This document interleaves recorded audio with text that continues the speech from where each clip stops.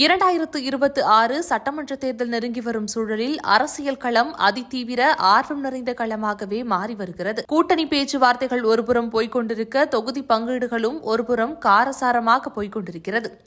அரசியல் கட்சிகள் அனைத்தும் தேர்தல் பணிகளில் தீவிரமாக ஈடுபட்டு வருகின்றன.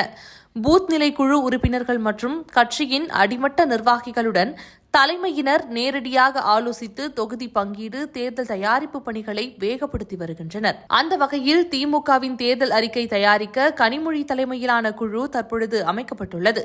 முந்தைய தேர்தலில் கொடுத்த பகுதி நேர ஆசிரியர்களின் பணி நிரந்தர வாக்குறுதி மற்றும் பழைய ஓய்வூதிய திட்டம், 100 நாள் வேலை திட்டத்தை 150 நாட்களாக உயர்த்துவோம், மேலும் ஊதியத்தை அதிகரிப்போம் என்று கூறிய திமுகவின் வாக்குறுதிகள் நிறைவேறாமல் உள்ளபோது அடுத்த தேர்தலுக்காக தேர்தல் அறிக்கை தயாரிக்க குழுவை திமுக அமைத்துள்ளது. கடந்த சில நாட்களுக்கு முன்னர் அதிமுக பொதுச் செயலாளர் இபிஎஸ் உடன் தமிழக பாஜக தேர்தல் பொறுப்பாளர் பியூஷ் கோயல், அர்ஜுன் ராம்வேல், நயினார் நாகேந்திரன் ஆகியோர் பேச்சுவார்த்தை நடத்தினர். இந்நிலையில் 2026 ஆண்டு தேர்தலுக்கான தேர்தல் அறிக்கையை தயாரிக்க 10 பேர் கொண்ட குழுவை நியமித்துள்ளார் எடப்பாடி பழனிசாமி.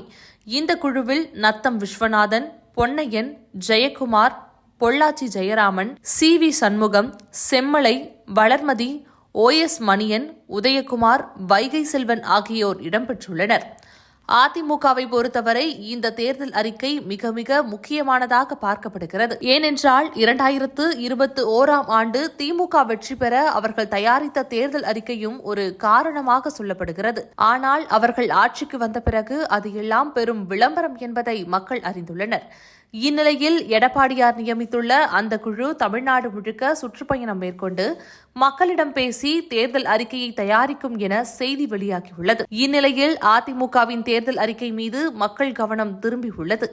எப்பொழுதும் தேர்தல் வாக்குறுதியில் புதுமையான விஷயங்களை கொண்டு வரும் அதிமுக இம்முறை என்ன செய்ய போகிறது என்ற எதிர்பார்ப்பும் மக்களிடையே உருவாகியுள்ளது.